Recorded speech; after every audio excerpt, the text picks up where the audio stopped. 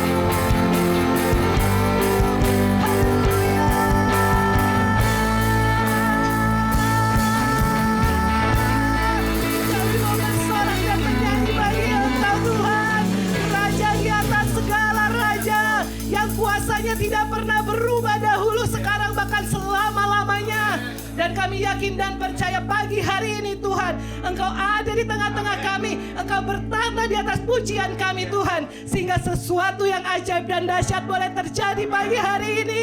Terima kasih Tuhan Yesus, terima kasih Bapa yang baik. Kami mau bersukacita di dalam hadirat Tuhan, dan kami yakin dan percaya Tuhan bahwa Engkau akan bersuka atas setiap pujian umat-Mu. Kami siap memuji nama-Mu Tuhan, dan kami akan memulai ibadah kami hanya di dalam nama Tuhan kami Yesus Kristus, Tuhan dan Juru Selamat kami yang hidup. Setiap kita yang mengasihi Tuhan, mari katakan bersama-sama, amin. Haleluya. Silakan duduk Bapak Ibu yang dikasihi Tuhan. Ku diberi kuasa dari Raja yang Maha Mulia. Haleluya. Mari lebih lagi memuji Allah kita. Haleluya.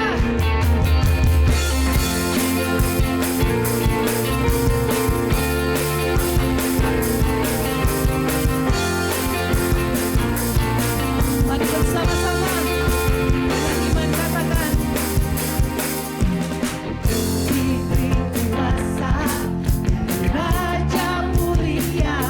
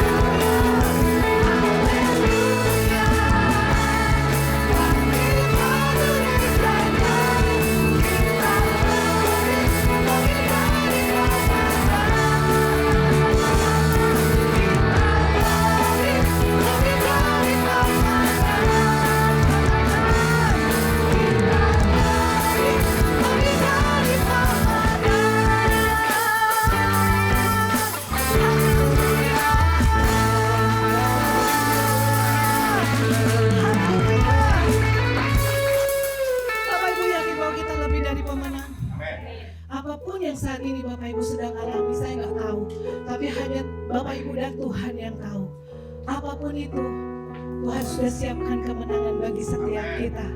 Oleh karena itu berjalanlah bersama dengan Tuhan. Tetaplah bersama Dia. Karena hanya Dia yang sanggup membuat kita lewati semua musim di dalam kehidupan kita. Dan bila kita boleh yakin dan percaya bahwa Allah kita Allah yang gak pernah gagal. Allah yang kalau sudah berjanji, Dia pasti akan menepati janjinya.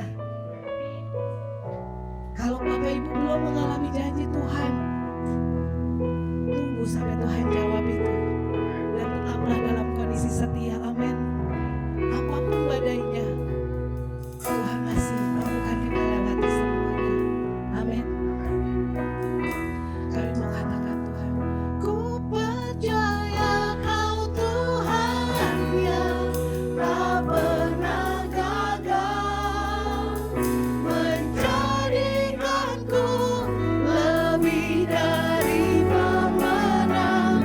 Ku percaya Kau Tuhan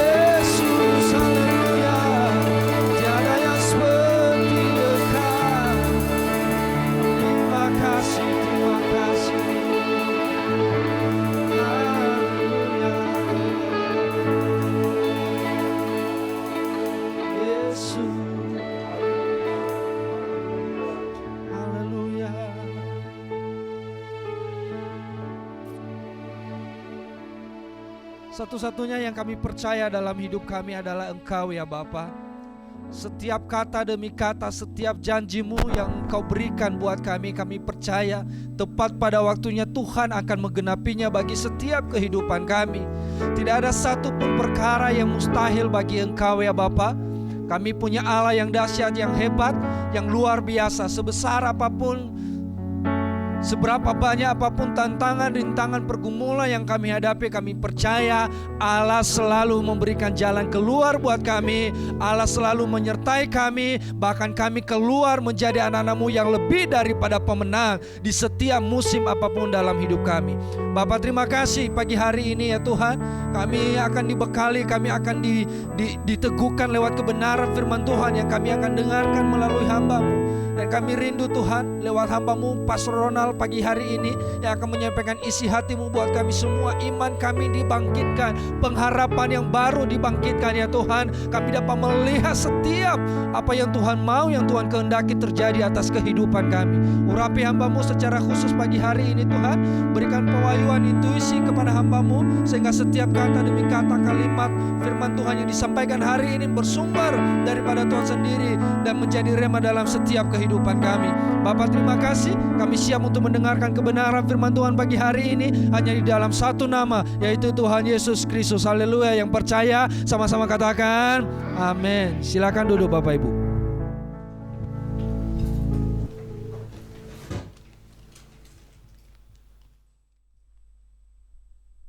Puji Tuhan.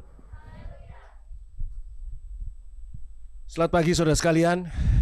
Pagi hari ini kita mendapat kasih karunia Tuhan yang luar biasa, karena kita akan mendapatkan firman Tuhan dari hamba Tuhan yang istimewa yang datang dari Tangerang, dari Sinode Daerah. Beliau ini adalah sekretaris dari Sinode Daerah yang mungkin sebagian dari kita sudah banyak yang mengenalnya, Bapak Pendeta Ronald Langkai dari GPKDI Bonang. Dan Pak Ronald didampingi oleh Bapak Evangelis Daniel Seminarianto dari GPKDI CWCC. Ini GPKDI yang paling muda di antara GPKDI yang ada di Sinode daerah Banten, Jawa Barat, dan Lampung. Dan hari ini kita akan mendapatkan pesan Tuhan yang khusus yang datangnya dari hamba Tuhan Bapak Pendeta Ronald. Kami persilahkan Pak Ronald.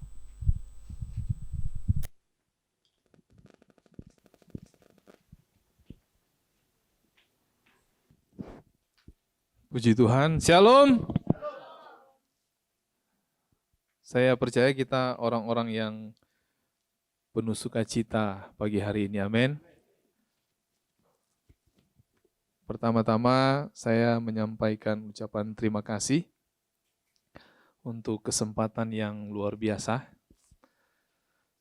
Lama saya rindu berdiri di mimbar ini, cuman baru ini bisa kesampaian. Ya, beberapa kali dihubungin sama Bapak Gembala, cuma memang setiap kali dihubungin waktunya tidak pas. Ya, jadi batal. Kalau nggak salah itu dari beberapa tahun yang lalu ya. Hari ini baru bisa kesampaian. Dan saya bersyukur karena saya berhadapan dengan orang-orang yang luar biasa hari ini. Amin. Kita percaya kita orang-orang yang luar biasa. Amin. Saya melihat wajah-wajah yang penuh makna. Ya, saudara tafsirkan sendiri maknanya apa. Ya. Amin. Nah, puji Tuhan, saya didampingi oleh hambanya yang luar biasa. Kalau saya kemana-mana, bareng hambanya yang satu ini tidak takut. Karena bisa di segala hal. Ya, dari Tangerang sampai ke sini, dia nyetir sendiri. Saya bilang, mau ganti enggak? Oh, enggak bisa. Wah, ini nanti kapan-kapan kita jalan bareng lagi ya, brother ya. Tapi ada satu hal yang paling oke bagi saya kalau jalan bareng dia, enggak takut. Kenapa? Karena Kalau orang lihat tampangnya dia, waduh, dari jauh melihat, wah sangar, udah nggak berani ini deketin saya.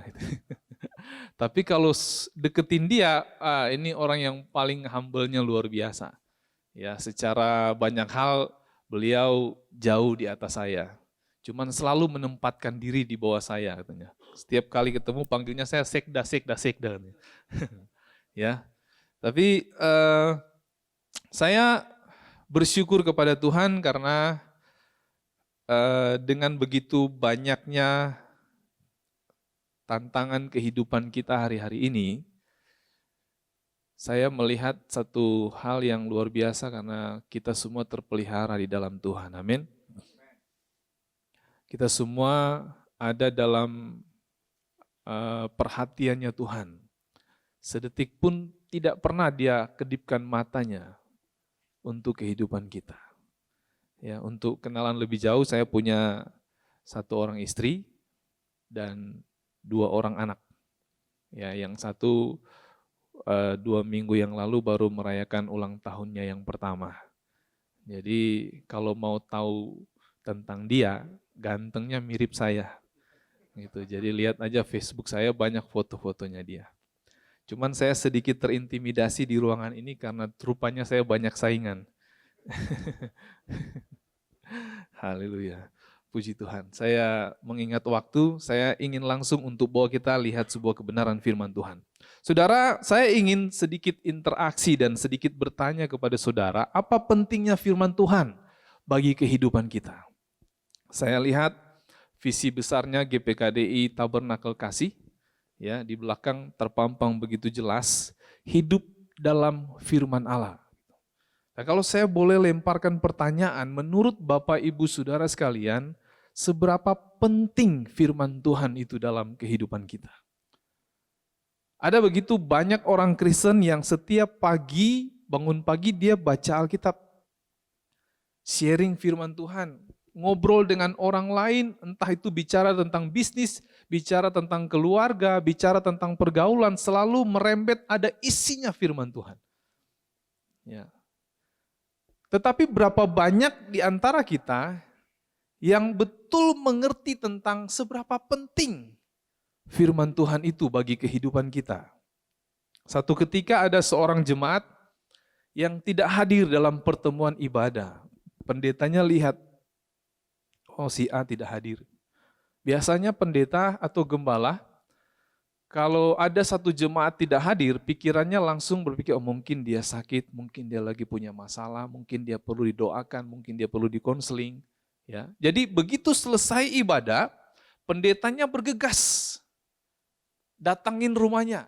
Karena pendetanya berpikir dia butuh pertolongan, dia butuh doa, dia butuh konseling. Ya, begitu pendetanya datang di rumahnya, ketok pintu, selamat pagi, selamat siang, selamat sore, ya, akhirnya dibukakan pintu dan ketemulah dengan jemaat yang tidak hadir dalam ibadah ini. Seorang ibu-ibu ditanya sama gembalanya, ibu, tadi saya lihat di gereja tidak ada wajahnya ibu. Kenapa ibu tidak ke gereja? Adakah yang perlu kita dukung doa? Mungkin ibu punya masalah atau ada hal yang bisa bagikan dengan kita? Ya, ibu ini spontan langsung jawab, oh iya maaf Pak Gembala, tadi saya tidak ke gereja karena badan lagi tidak enak, ya, lagi kurang sehat. Oh begitu, oh iya baik-baik Bu, saya percaya mujizat, kita percaya kuasa Tuhan terjadi, ibu akan disembuhkan, kita akan berdoa ya. Baik Pak Gembala, saya senang didoakan. Nah biasanya gembala sebelum dia mendoakan jemaat ya yang punya masalah atau sedang sakit, biasanya dimotivasi dulu dengan firman Tuhan. Ya, dia ingin berdoa dan dia ingin motivasi ibu ini dengan firman Tuhan, tapi karena dia bergegas, buru-buru datang ke rumahnya, lupa bawa Alkitab. Ya, lupa bawa Alkitab. Akhirnya dia ngomong sama ibu, ibu saya mau berkati ibu dengan firman Tuhan dulu, tapi Alkitab saya ketinggalan. Boleh nggak pinjam Alkitab ibu gitu? Nah akhirnya ibunya dengan senang hati, oh ya terima kasih. Baik Pak Gembala, pakai Alkitab saya. Saya juga orang yang senang baca Alkitab. Alkitab itu adalah buku kesayangan saya. Ya, buku kesayangan saya yang setiap hari saya baca, saya renungkan dan saya praktekkan. Ya begitu rohaninya disampaikan. Akhirnya karena Alkitabnya ada sedikit jauh dari posisinya dia panggil anaknya, "Nak, tolong ambilkan buku kesayangan ibu." Wah, pendetanya langsung di awan-awan dulu. Waduh, puji Tuhan, jemaat yang cinta Tuhan, cinta firman Tuhan. Kenapa? Alkitab dibilang buku kesayangan. Bangga kan jadi gembala kalau tahu jemaatnya rajin baca firman Tuhan. Bangga jadi gembala kalau tahu jemaatnya senang atau sayang, cinta akan kebenaran. Ibunya panggil lagi, anaknya kurang dengar. Ibunya panggil lagi anak, "Nak, tolong ambilkan buku kesayangan ibu." Apa bu? "Tolong ambilkan buku kesayangan ibu." Anaknya pikir, oh buku kesayangan ibu. Dia cari, datanglah dia ke rak buku, dan dia temukan buku kesayangan ibu. Dia ambil bukunya, ucuk-ucuk dia datang di hadapan mamanya dan di hadapan gembala. Dia bilang ke mamanya, "Mah, ini buku kesayangan mama." Tahukah apa yang diambil? Yang diambil oleh anaknya? Yang diambil oleh anaknya, yang dia antarkan di hadapan mama dan pendetanya adalah majalah gosip.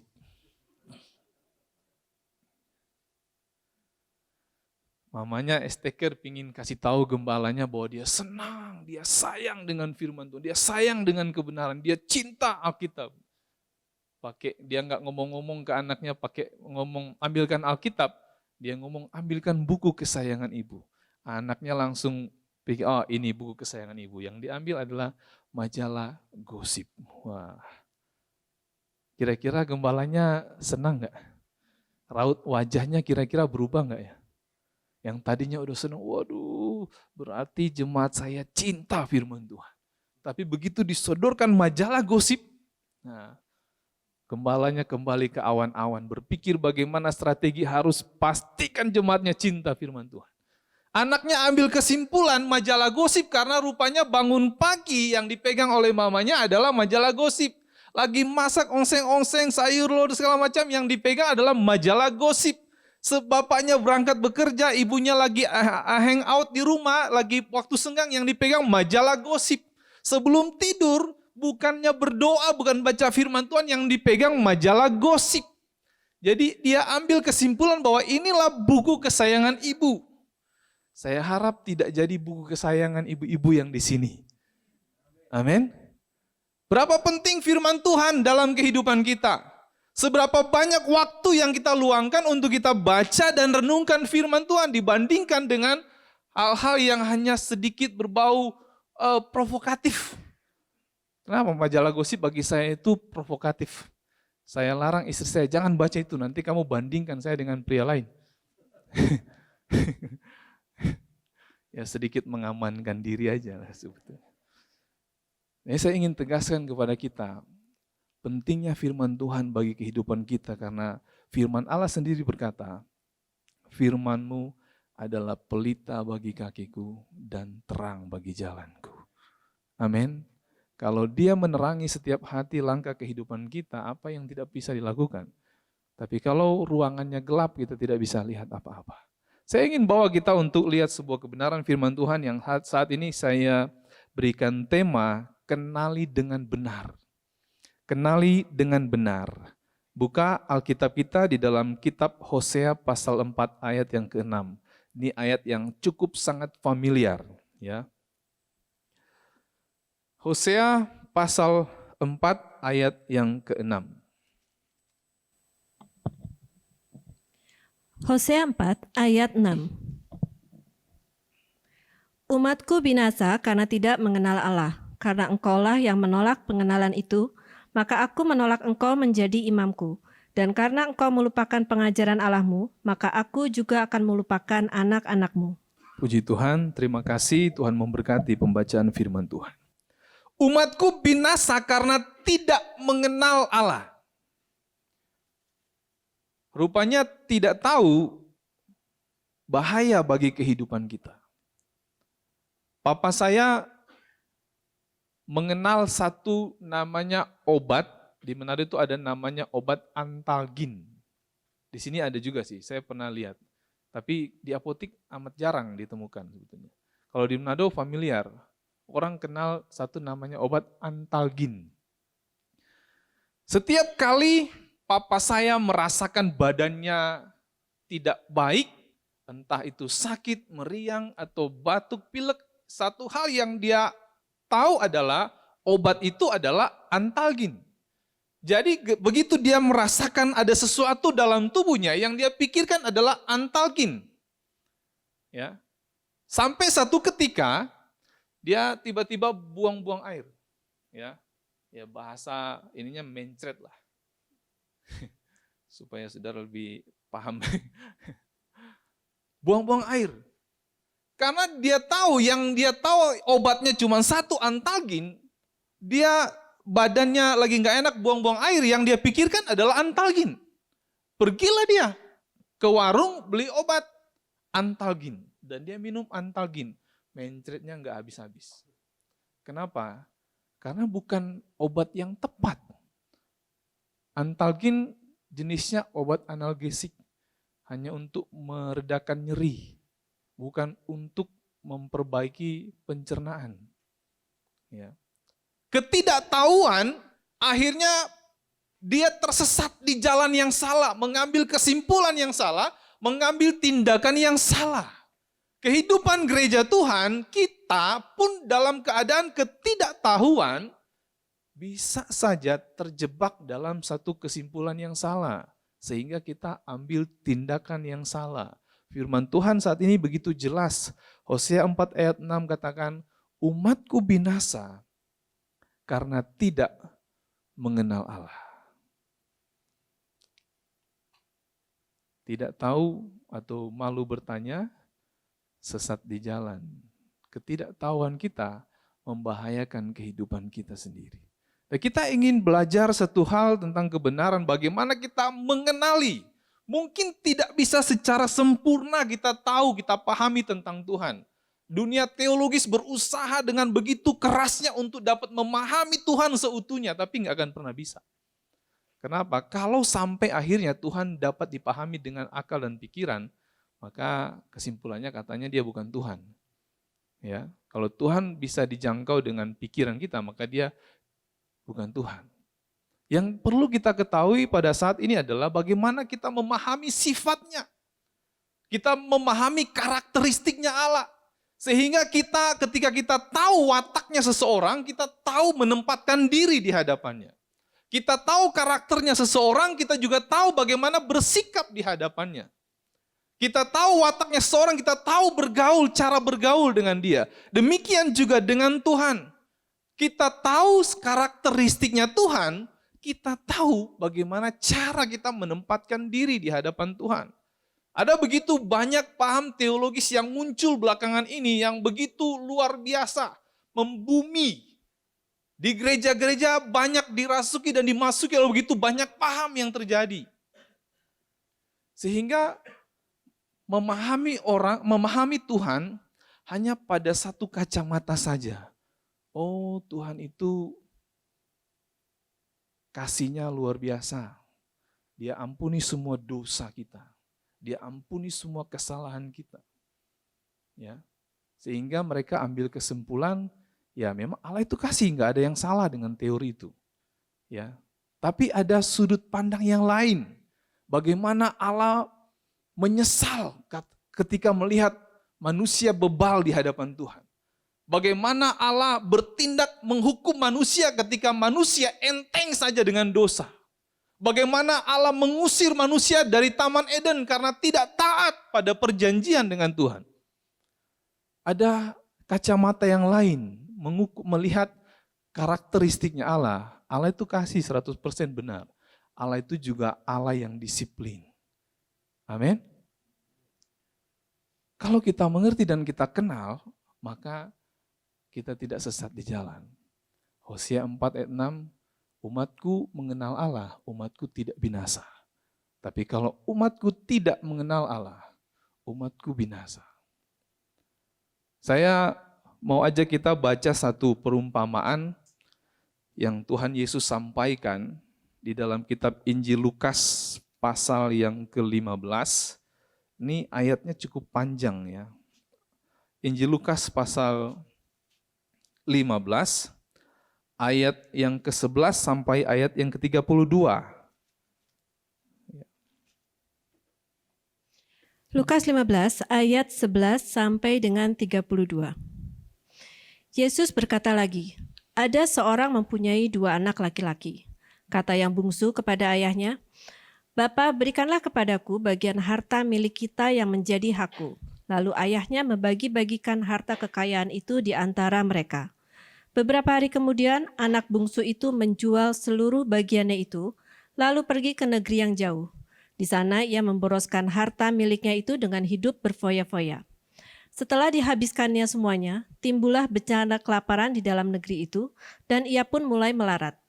Lalu ia pergi dan bekerja pada seorang majikan di negeri itu. Orang itu menyuruhnya ke ladang untuk menjaga babinya. Lalu ia ingin mengisi perutnya dengan ampas yang menjadi makanan babi itu, tetapi tidak seorang pun yang memberikannya kepadanya. Lalu ia menyadari keadaannya, katanya, betapa banyaknya orang upahan Bapakku yang berlimpah-limpah makanannya, tetapi aku di sini mati kelaparan. Aku akan bangkit dan pergi kepada Bapakku dan berkata kepadanya, Bapa, aku telah berdosa terhadap surga dan terhadap Bapa. Aku tidak layak lagi disebutkan anak Bapa, jadikanlah aku sebagai salah seorang upahan Bapa. Maka bangkitlah ia dan pergi kepada bapanya. Ketika ia masih jauh, ayahnya telah melihatnya, lalu tergeraklah hatinya oleh belas kasihan. Ayahnya itu berlari mendapatkan dia, lalu merangkul dan mencium dia. Kata anak itu kepadanya, Bapa, aku telah berdosa terhadap surga dan terhadap Bapa. Aku tidak layak lagi disebutkan anak Bapa. Tetapi ayah itu berkata kepada hamba-hambanya, lekaslah bawa kemari jubah yang terbaik, pakaikanlah itu kepadanya dan kenakanlah cincin pada jarinya dan sepatu pada kakinya. Dan ambillah anak lembu tambun itu, sembelihlah dia dan marilah kita makan dan bersukacita. Sebab anakku ini telah mati dan menjadi hidup kembali. Ia telah hilang dan didapat kembali. Maka mulailah mereka bersukaria. Tetapi anaknya yang sulung berada di ladang dan ketika ia pulang dan dekat ke rumah, ia mendengar bunyi seruling dan nyanyian tari-tarian. Lalu ia memanggil salah seorang hamba dan bertanya kepadanya apa arti semuanya itu. Jawab hamba itu, adikmu telah kembali dan ayahmu telah menyembelih anak lembu tambun karena ia mendapatnya kembali dengan sehat. Maka marahlah anak sulung itu dan ia tidak mau masuk. Lalu ayahnya keluar dan berbicara dengan dia. Tetapi ia menjawab ayahnya. Katanya, telah bertahun-tahun aku melayani Bapa dan belum pernah aku melanggar perintah Bapa. Tetapi kepadaku belum pernah Bapa memberikan seekor anak kambing untuk bersukacita dengan sahabat-sahabatku. Tetapi baru saja datang anak Bapa yang telah memboroskan harta kekayaan Bapa bersama-sama dengan pelacur-pelacur. Maka Bapa menyembelih anak lembu tambun itu untuk dia. Kata ayahnya kepadanya, anakku, engkau selalu bersama-sama dengan aku, dan segala kepunyaanku adalah kepunyaanmu. Kita patut bersukacita dan bergembira karena adikmu telah mati dan menjadi hidup kembali. Ia telah hilang dan didapat kembali. Puji Tuhan, terima kasih Tuhan memberkati. Saya ingin coba untuk saudara responi, kalau saya lemparkan satu pertanyaan. Dari cerita ini, ada 3 tokoh. Pertama Bapa, yang kedua sulung, yang ketiga bungsu. Ya, menurut Bapak Ibu Saudara sekalian, antara sulung dan bungsu, siapa yang betul-betul mengenal bapaknya? Bungsu. Ada yang lain? Sulung. Ada yang abstain? Ya. Ada 2 orang anak, si sulung dan si bungsu. Bungsu tahu dia punya hak atas warisan dari bapaknya. Dia minta hak warisannya dari bapaknya. Dia jual, dia pergi ke negeri yang jauh berfoya-foya sampai dia mendapati dirinya melarat. Ya, dan dia berpikir, di rumah bapakku punya banyak pekerja. Ya. Aku akan kembali ke rumah bapakku dan aku mau jadi pekerja saja. Kenapa? Karena aku tidak layak jadi anak bapak lagi. Si sulung hidup di rumah bapaknya, beraktivitas di kehidupan rumah bapaknya, tapi selalu merasa orang asing di rumah bapaknya. Sampai-sampai mungkin menyentuh sesuatu yang dia pikir oh ini nggak boleh, dia tidak berani sentuh. Ya. Saya mengambil satu kesimpulan, siapa yang mengenal bapaknya, sulung atau bungsu? Saya bilang tidak ada yang mengenal bapaknya. Ayat ini atau perikop ini sering dipakai oleh banyak hamba Tuhan untuk menjelaskan tentang kasih Bapa. Ya, bagaimana bapaknya menerima anaknya dengan tulus walaupun anaknya sudah melakukan sesuatu yang ya secara manusia, siapa yang senang anaknya minta waris terus dipakai untuk foya-foya. Marah iya, nggak ada yang senang. Ya. Sehingga harusnya bapaknya marah. Tapi di sini dijelaskan bahwa bapaknya menerima dengan sukacita. Malah anak yang berdosa pulang dipestain. Itu sebabnya menimbulkan iri hati dari si sulung. Gitu. Ya. Dua tokoh sulung dan bungsu, mereka kedua-duanya tidak mengenal bapaknya dengan baik. Kenapa? Saya bilang bungsu pun tidak kenal bapaknya dengan baik. Pada waktu dia dapati dirinya sudah melarat, pada waktu dia dapati dirinya sudah hancur, sudah tidak berdaya, yang timbul di pikirannya dia adalah dia pulang ke rumah bapaknya untuk jadi pekerja. Untuk jadi orang upahan. Untuk bekerja di rumah bapaknya. Dia ingin menghilangkan status anak dalam dirinya. Kenapa? Karena dia berpikir, oh aku sudah tidak pantas lagi. Saya sudah tidak layak. Terlalu banyak dosa dan kesalahanku. Ya. Saya tidak layak lagi disebut anak Bapa. Kenapa? Karena terlalu bejat kehidupanku. Padahal ketika dia memberanikan diri datang ke rumah bapaknya, dia temukan satu fakta yang berbeda.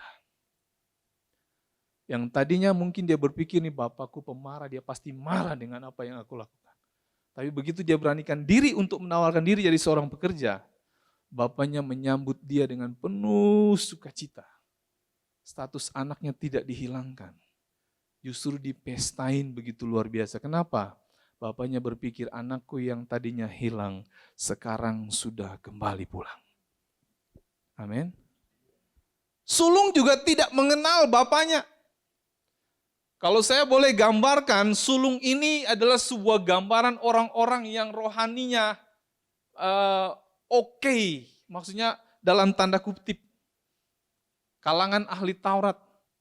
Yang mengerti dan sok berkuasa. Oh ini pekerjaanku, ini pelayananku, ini tempatku, ini kekuasaanku. Ya. Tapi tidak pernah menyadari tentang satu hal di mana kita diberikan kuasa untuk memanfaatkan apa yang Tuhan punya. Dia bertanya kepada bapaknya, sekian lama aku hidup di rumah bapakku, tapi aku belum pernah disembelihkan seekor kambing saja untuk aku dengan teman-temanku. Ketidaksadaran diri, ketidaktahuan bahwa seharusnya sebagai anak, status sebagai anak, dia punya hak atas semua apa yang dimiliki oleh bapaknya. Tapi dia menempatkan diri sebagai seorang upahan saja. Berapa banyak kita, anak-anak Tuhan yang juga seringkali terjebak dalam posisi ini. Ya. Begitu kita temukan, oh saya lagi sakit, yang duluan kepikiran adalah dokter, rumah sakit. Ya, padahal ada fasilitas istimewa yang Tuhan kasih kita punya hak untuk menerimanya, yaitu mujizat melalui hubungan kita dengan Tuhan. Amin. Cuman kita merasa, sepertinya saya cari dokter. Saya tidak mungkin terima mujizat Tuhan. Ya. Kita merasa asing di rumah Tuhan. Ya. Saya bukan orang yang pantas. Sepertinya saya bukan orang yang tepat untuk mengambil alih sebuah pelayanan yang seharusnya Tuhan percayakan kepada kita. Kenapa? Karena kita merasa asing di rumah Tuhan. Kita merasa asing di rumah Bapa kita sendiri. Ya. Si bungsu merasa tidak pantas, tidak layak untuk menjadi anak Bapa lagi. Kenapa? Karena dia merasa berdosa.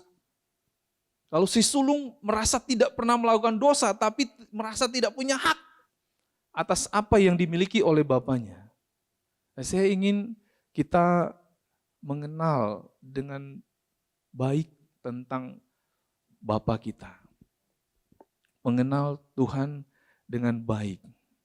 Satu ayat di dalam kitab Yesaya pasal 43, ayat yang keempat. Yesaya 43 ayat yang keempat. Bagaimana kita di pandangan Bapa? Bagaimana kita di pandangan Bapa? Yesaya 43 ayat 4.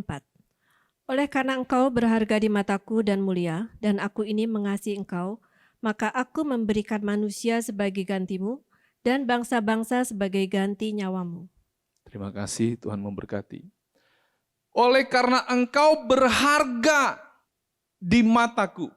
Kenapa si bungsu yang sudah pergi jauh menghamburkan semua harta warisannya, begitu dia kembali tidak dimarahin oleh bapaknya?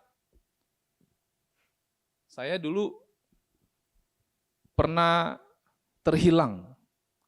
Ya, rumah kami jauh dari perkampungan, masuk area perkebunan. Tiba-tiba ada paman saya datang dari kampung, karena dia juga punya kebun agak tidak terlalu jauh dari tempat kami tinggal. Dia ajak saya untuk pergi ke kebunnya tanpa sepengetahuan orang tua saya. Usia saya sekitar 8-9 tahun waktu itu. Dia ajak pergi. Begitu pergi, waktu yang kami ambil untuk pergi ke kebunnya itu dari pagi sampai agak malam baru pulang. Karena ada kebiasaan tanaman yang ditanam itu memang harus dijaga benar.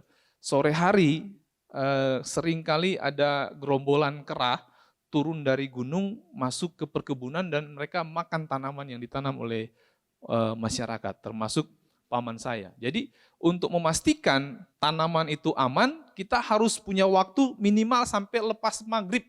Ya lepas sore agak sudah mulai gelap baru kita pulang. Kalau enggak kita tinggal sore hari, gerombolan kera itu datang dia obrak-abrik tanaman kita.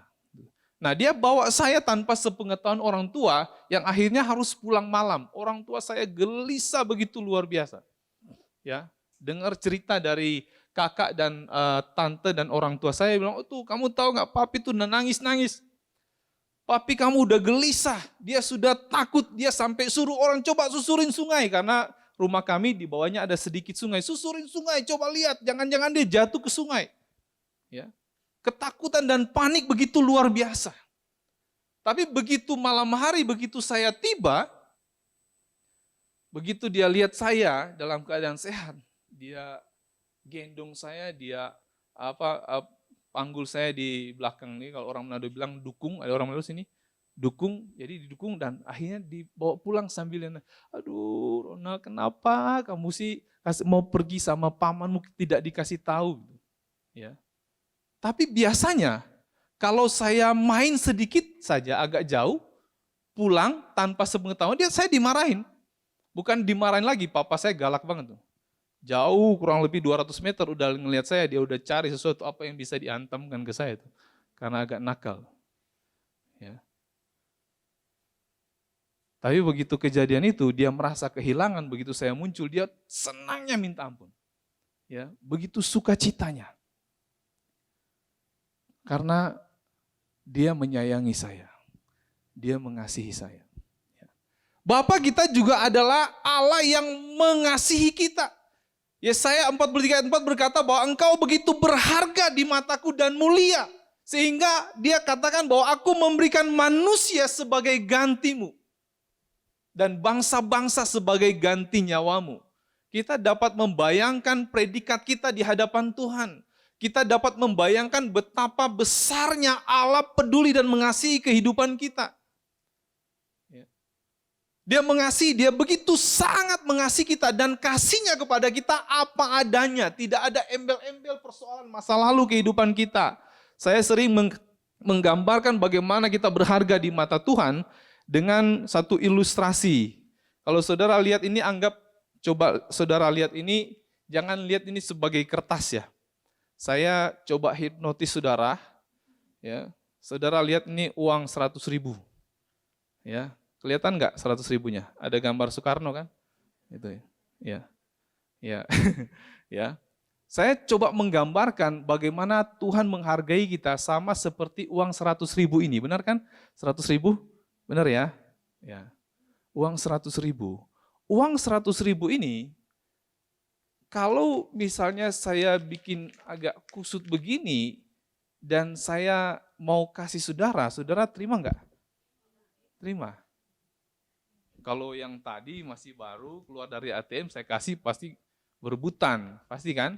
Mau. Tapi kalau udah kusut begini masih mau? Kelihatan sih ya, memang ya. Ya. Uang yang sudah kusut, saudara saya kasih masih mau. Ya. Anggap saja saya tadi jalan sempat injak nya guguk. Nah, saya injek-injek nih, saya bikin kotor ya jadi jelek lah. Ya barat kata menjijikkan lah. Ya udah jijik. Terus saya mau kasih saudara, masih mau nggak? Hah? Masih mau? Masih mau? Ada yang enggak, ada yang malu. Masa kalau ini duit 100 bener, ini kan karena kertas ini enggak mau nih. Kalau ini uang 100.000 agak kotor, atau kalau 100.000 mungkin terlalu kecil, 1 miliar. Nah, tapi udah ada nya gitu. Mau? Oke, ya. Masih mau kan? Walaupun sudah ada guguk kan? Masih mau. Kenapa mau? Kenapa kita mau? Karena apakah pada waktu uangnya masih begitu baru seperti disetrika dan pada waktu dia kusut, pada waktu dia kotor, najis, nilainya berubah? Enggak berubah. Kapan dia bisa berubah? Kapan nilai mata uang itu berubah? Waktu dia hancur. Saya yakin kalau duit 1 miliar pun kalau sudah begini, saya hamburkan di depan saudara, nggak ada kan berkutik. Ya, nggak ada yang mau. Kenapa? Nggak punya nilainya sama sekali lagi. Ya. Yang tinggal adalah kertas-kertas yang sobek. Kehidupan kita di hadapan Tuhan juga sama. Seberapa jeleknya masa lalumu, seberapa kotornya masa lalumu, di hadapan Tuhan engkau tetap punya nilai yang berharga. Status kita di hadapan Tuhan tidak akan pernah berubah. Kita semua tetap anak-anaknya Tuhan. Amin. Tapi ada saat status itu benar-benar berubah dan hilang. Ketika engkau sendiri menghancurkan kehidupanmu. Ketika engkau sendiri tidak menghargai kehidupanmu. Tahukah cerita anak yang bungsu tadi? Tuhan tidak pernah merampas hak kebebasan dia. Tuhan tidak pernah merampas keputusan dia untuk memilih pergi dari rumah. Tuhan biarkan. Tuhan tidak kejar kok. Bapak tidak kejar. Bapak tidak halang, jangan pergi. Itu kehendak bebasnya dia, keputusannya dia, pilihannya dia pergi. Bapaknya diam, dia pergi. Dia hamburkan semua hak waris yang dia terima. Tuh Bapak tidak pernah ngomong, bapaknya tidak pernah permasalahkan. Kenapa? Karena bapaknya tidak pernah merampas hak kebebasan dia.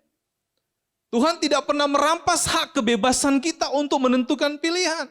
Kita mau menghancurkan hidup kita, itu haknya kita yang tidak pernah dirampas oleh Tuhan. Yang satu hal yang ketika kita menyadari dan kita tahu, kita sudah menjalani sebuah kehidupan yang kotor, kehidupan yang kusut, kehidupan yang tidak baik, kehidupan tidak berkenan. Saat kita sadar, kita mengetahui bahwa kita sudah melakukan kesalahan dan kita bertobat, kita kembali kepada Tuhan, Tuhan sambut kita dengan sorak-sorai dan sukacita. Malaikat surga katanya bertepik sorak ketika satu orang kembali pulang. Amin. Kasihnya Tuhan begitu. Dia mengasihi kita, tapi dia tidak menina-bobokkan kita. Saat kita menentukan pilihan untuk pergi jauh dari Bapa, Tuhan tidak akan tindak bobokan. Tuhan tidak akan kirim bodyguard, tolong jaga dia, jangan sampai dia bla bla bla bla. Tuhan tidak pernah kirim orang untuk amati.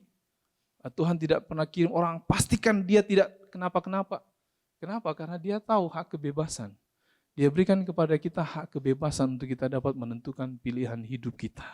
Mau kembali hidup di rumah Bapa, atau kita punya pilihan hidup jauh dari Tuhan. Kita kembali di rumah Tuhan, status kita tidak akan pernah berubah. Walaupun kita sudah melewati kotornya kehidupan kita.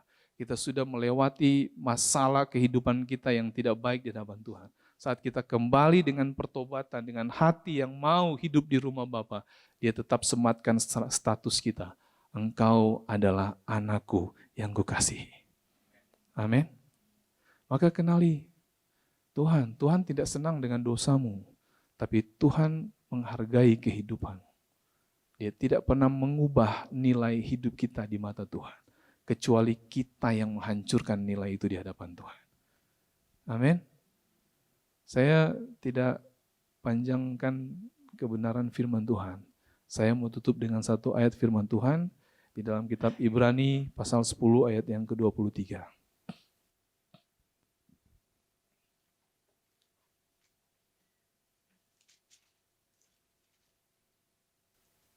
Ibrani 10. Ibrani 10 ayat 23. Ibrani 10 ayat 23. Marilah kita teguh berpegang pada pengakuan tentang pengharapan kita, sebab Ia yang menjanjikannya setia. Puji Tuhan, Tuhan memberkati. Dalam segala keadaan kehidupan kita hari ini, kita sedang berjuang dengan begitu banyak hal tentang kehidupan. Satu hal yang perlu kita sematkan di hati kita, pegang terus janji Tuhan. Amin. Jatuh bangunnya sebuah perjalanan hidup itu sesuatu yang lumrah terjadi, tapi jangan sampai kita kehilangan pengharapan kita di hadapan Tuhan. Tuhan kita adalah Tuhan yang setia, Tuhan yang mengasihi, Tuhan yang peduli dengan kehidupan kita. Saya jemput kita bangkit berdiri.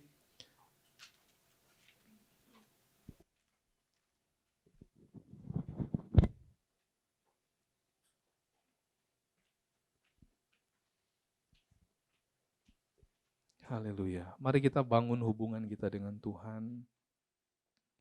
Arahkan hati kita hanya kepada Dia, Allah yang begitu mengasihi kita dan menghargai kehidupan kita. Kenali Tuhan dengan benar. Dan Tuhan punya karakter mengasihi kehidupan kita. Dia tidak pernah mengubah nilai kita di mata Dia. Tapi Dia tidak juga pernah merampas hak kebebasan kita untuk menentukan pilihan. Dengan kebebasan itu, pastikan hatimu memilih tetap di rumah Bapa. Tetap untuk memilih ada di rumah Bapa. Haleluya. Engkau Tuhan yang setia. Tuhan yang setia. Waktumu selalu yang terbaik. Engkau Tuhan sandaranku.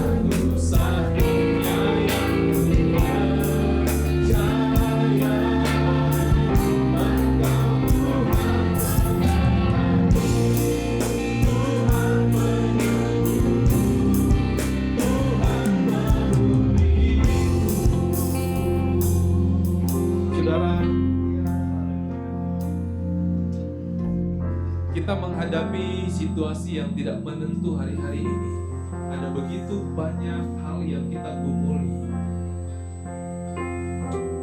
Terkadang kita kehilangan harapan. Bisa nggak ya saya melewati semua proses itu? Mungkinkah saya mendapatkan pertolongan? Kadangkali kita terjebak dalam keputusasaan, ketidakberdayaan, dan kita berkata selesai semua, gak mungkin lagi. Tapi saya ingin mengatakan satu hal, di mata Tuhan Dia tidak pernah mengubah nilai hidup kita. Sebagai Bapa yang baik, yang mengasihi, menghargai anak-anaknya, Dia peduli dengan kita. Dia mengasihi kita. Dia menghargai kehidupan kita. Haleluya. Amin. Satu-satunya yang ku andalkan, satu-satunya yang ku percaya, Engkau sumber kekuatan, sumber pengharapan, sumber kedamaian. Satu-satunya yang ku andalkan,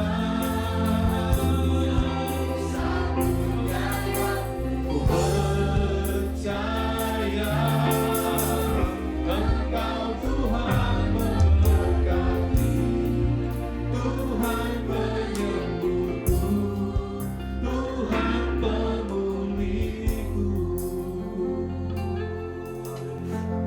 Kami telah mendengar, belajar tentang kebenaran-Mu ya Tuhan.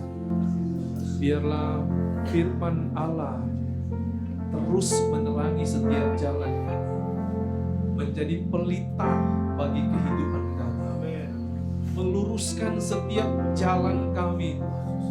Biarkan setiap telinga yang mendengar firman-Mu pada saat ini, kebenaran firman Allah itu memerdekakan kami semua.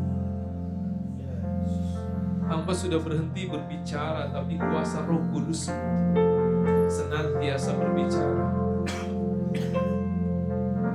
di dalam hati kami ya Tuhan.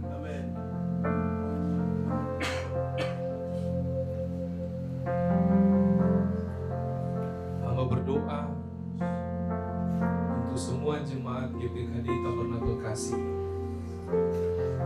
Kiranya tangan Tuhan menyertai dalam segala hal, baik dalam pelayanan, dalam keluarga, dalam pekerjaan, dalam pergaulan. Kuasa kasih-Mu nyata atas kehidupan kami semua. Mungkin ada yang sedang menghadapi pergumulan hidup, ada yang sedang ada dalam proses kehidupan, tapi kami percaya Engkau Allah yang setia bagi kami. Kasih-Mu besar atas kami. Saat ini kami memilih untuk kembali ke rumah Bapa. Kami memilih untuk ada di dalam rumah, dan kami percaya di sanalah kami menikmati kasih Tuhan yang besar dalam kehidupan kami. Hamba-Mu yang Tuhan percayakan melayani di GPKD Tabernakel Kasih, beserta dengan seluruh jajaran pelayan, urapan kuasa otoritas-Mu, hikmat-Mu, kebajikan senantiasa memenuhi kehidupan hamba, sehingga GPKD Tabernakel Kasih akan menjadi gereja yang menjadi terang bagi banyak orang, memberkati banyak orang. Dimanapun jemaat-jemaat GPKD Tabernakel Kasih tinggal akan berdampak bagi lingkungan, berdampak bagi banyak orang. Dimanapun kegiatan-kegiatan GPKD Tabernakel Kasih diadakan akan memberitakan kebenaran, menyampaikan pesan kepada banyak orang bahwa kemuliaan Allah besar, bahwa Allah kami hebat, Allah kami besar, Allah kami agung, Allah kami mulia, Allah kami layak untuk menerima keagungan yang besar. Terima kasih Tuhan. Kami percaya setiap kami ada dalam tangan, ada dalam rencana-Mu, ada dalam rancangan Tuhan. Dan kami terima semua janji Tuhan digenapi dalam kehidupan kami. Terima kasih Tuhan, kami ucap syukur, kami percaya berkat Tuhan dilimpahkan atas kehidupan kami semua. Dalam nama Tuhan Yesus Kristus kami berdoa. Haleluya. Amin. Tuhan Yesus memberkati kita semua.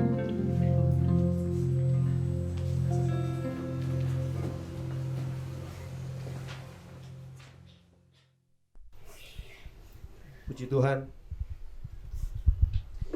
Terima kasih untuk Bapak Pendeta Ronald yang sudah menyampaikan firman Tuhan yang sungguh sudah menjawab banyak sekali permasalahan dan pergumulan yang kita sedang hadapi. Dan pagi hari ini saya ingin menyampaikan juga beberapa pengumuman yang ada di Warta Jemaat, khusus untuk jemaat GPKDI Tabernakel Kasih yang ingin lebih memahami firman Tuhan. Dapat bergabung dalam acara online melalui program Zoom, memahami ayat-ayat Alkitab pada setiap Jumat jam 7 sampai jam 9 malam. Yang berupa ngobrol santai khusus tentang ayat-ayat Alkitab. Saudara bisa bertanya tentang ayat-ayat yang mungkin saudara ingin tanyakan karena tidak jelas dan sebagainya, ingin tahu lebih dalam tentang artinya dan sebagainya, silakan ditanyakan. Dan yang berminat dapat mendaftarkan diri kepada saya. Nomor teleponnya ada di sana, nomor WA-nya ada di sana untuk mendapatkan ID dari meeting itu dan passwordnya. Jadi ini khusus untuk jemaat GPKDI Tabernakel Kasih, baik jemaat yang ada di dalam gedung ruangan maupun jemaat online. Jemaat online juga boleh ikut ya, karena jemaat online termasuk jemaat GPKDI Tabernakel Kasih juga. Ya, persekutuan The Lantern pada hari Sabtu tanggal 5 Desember 2020 ditiadakan. Jadi ini kelihatannya mereka kecapean kemarin acara kemarin, jadi terus Sabtu depan ditiadakan ini. Lalu persiapkan diri kita masing-masing untuk mendapatkan berkat Tuhan dari perjamuan kudus pada hari Minggu tanggal 6 Desember minggu depan 2020 jam 8 pagi, disertai dengan kesempatan memberi persembahan persepuluhan. Semuanya perlu dipersiapkan. Persiapkan dengan baik supaya kita benar-benar mendapatkan berkat dan kuasa dari perjamuan kudus itu dan berkat juga dari persembahan persepuluhan. Lalu berikutnya juga untuk minggu depan, undangan bagi semua wanita GPKDI Tabernakel Kasih untuk bisa hadir menikmati berkat-berkat Tuhan dalam persekutuan wanita GPKDI Tabernakel Kasih yang akan kembali diadakan pada hari Minggu tanggal 6 Desember setelah ibadah. Jadi jam 10.30 di sini dengan acara Testimony in Family Life dipandu oleh Ibu Kanti. Ini satu surprise buat saya juga, surprise ini. Ya, luar biasa. Ini saya sungguh-sungguh ingin tahu nih Testimony in Family Life oleh Ibu Kanti ini seperti apa ini. Luar biasa. Ya. Saudara harus mendaftarkan diri bagi yang ikut karena ini acara spesial dan 24 tahun ke atas, jadi saudara harus mendaftarkan diri. Nggak ditulis sih 24 tahun ke atas, cuma Ibu Kanti yang bawakan, saya percaya ini luar biasa. Spesial khusus ini. Saudara bisa daftarkan diri pada Ibu Sufi, Ibu Imelda, atau Ibu Lian, atau Ibu Heni. Bisa daftarkan diri. Dan diingatkan untuk bawa boneka. Loh, aneh kan ya? Aneh. Bukan boneka yang mana-mana, boneka yang pekerjaan rumah kemarin dari acara membuat boneka untuk acara kebaktian anak itu loh. Kan belum selesai, jadi disuruh selesaikan di rumah kan. Jangan lupa nanti minggu depan dibawa. Ya. Ya, bawalah keluarga, teman, kenalan untuk ikut bersama dengan kita semua mendapatkan berkat Tuhan di dalam setiap acara GPKDI Tabernakel Kasih. Dan kalau saudara mempunyai kenalan yang biasa mengikuti online di GPKDI Tabernakel Kasih, sampaikan juga untuk mendaftarkan diri sebagai jemaat ya. Saya pikir perlu sekali mendaftarkan diri sebagai jemaat supaya bisa dipantau dan bisa dijangkau juga. Dan kalau ada sesuatu yang dibutuhkan pelayanan dari GPKDI Tabernakel Kasih, tolong sampaikan melalui WA, melalui email juga bisa. Ada semua di lembar warta ataupun di tayangan YouTube Tabernakel Kasih. Ya, saudara bisa sampaikan YouTube channel Tabernakel Kasih sehingga bisa memilih di sana. Banyak sekali pelayanan baik untuk kebaktian anak, kelas besar maupun kelas kecil, ada semua di sana, dan juga ibadah umum. Khotbah hari ini atau ibadah hari ini akan ditayangkan pada YouTube channel Tabernakel Kasih pada minggu depan. Jadi saudara yang ingin mendengarkan atau ingin memberitahu teman-teman, keluarga yang ingin mengikuti firman Tuhan yang pada hari ini bisa mengikuti melalui YouTube minggu depan. Ya, saya rasa itu saja, dan sekali lagi terima kasih untuk Pak Ronald dan juga Pak Daniel yang sudah menjadi bodyguard. Wah, luar biasa ini. Bodyguard ini luar biasa. Mereka ini orang-orang spesial yang dikirim Tuhan ya kepada kita semua. Tuhan memberkati. Terima kasih.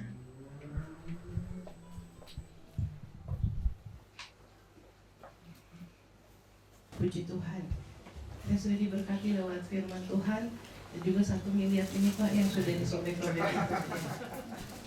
Saya Ronaldo Pak. Orang Pak Saudara ya. Oke. Oh, ya. Baiklah Bapak Ibu, saatnya kita akan memberikan persembahan bagi Tuhan. Kita akan memberikan persembahan yang terbaik bagi Tuhan kepada petugas. Mohon untuk bersiap-siap. Kita akan satu pujian, Dia tak pernah gagal. Selamat memberi, Tuhan Yesus memberkati kita semua. Mari memberi dengan penuh sukacita sampai kita mengikat pujian ini dengan penuh iman kepada Tuhan.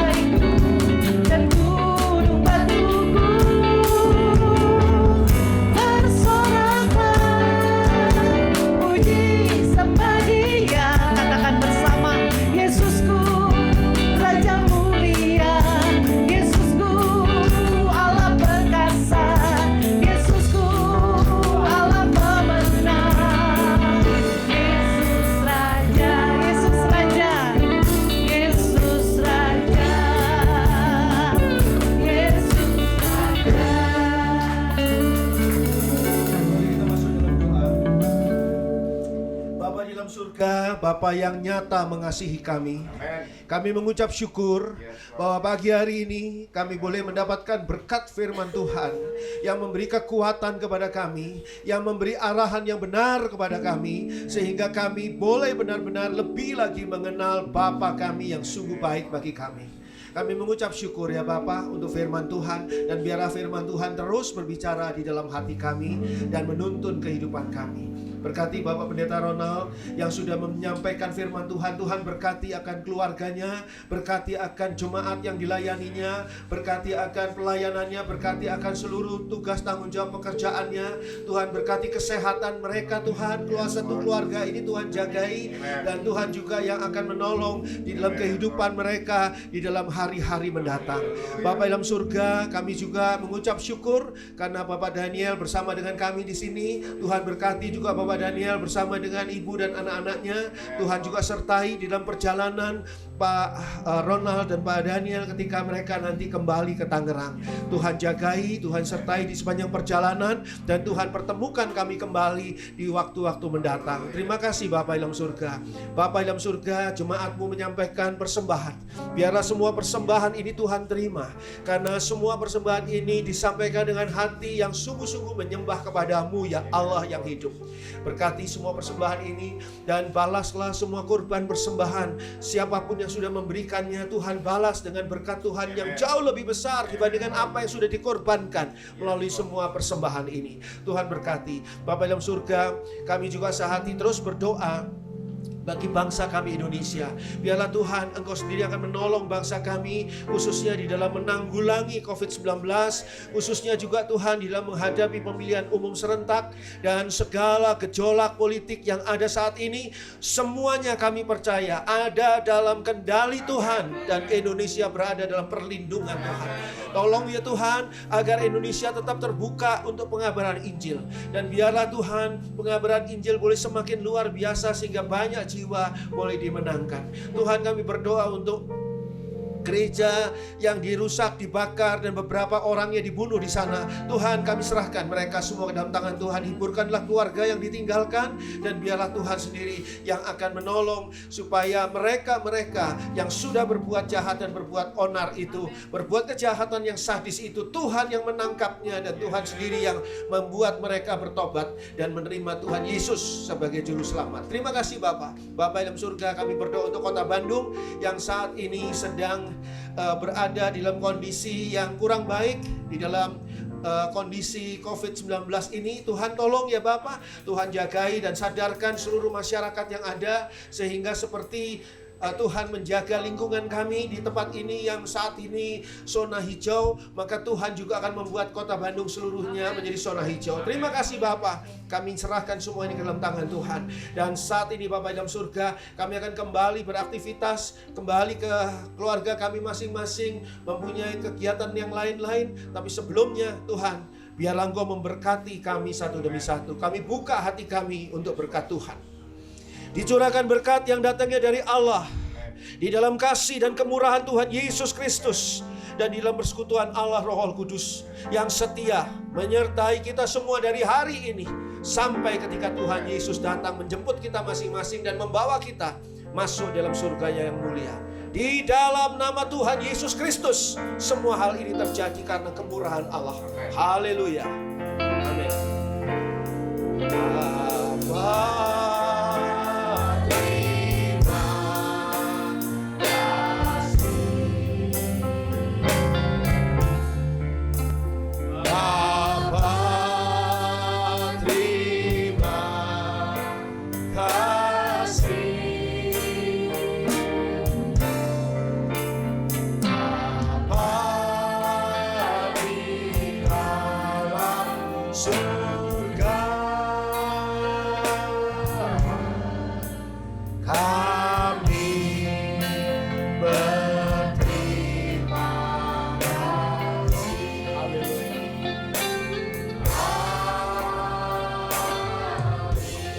Silakan duduk, kita bersaat teduh sejenak.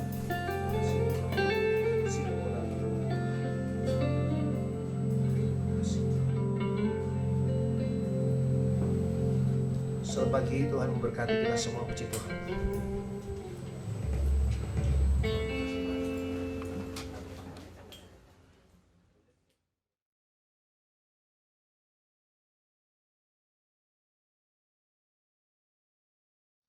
GPKDI Tabernakel Kasih akan mengadakan ibadah Natal pada tanggal 24 Desember 2020 jam 18.00 sampai dengan jam 20.00. Dan karena adanya penanganan untuk protokol kesehatan sehubungan dengan COVID-19, maka kami terpaksa tidak dapat memenuhi ruangan dengan pengunjung ataupun jemaat yang akan datang seluruhnya, karena harus ada duduk yang berjarak dan sebagainya.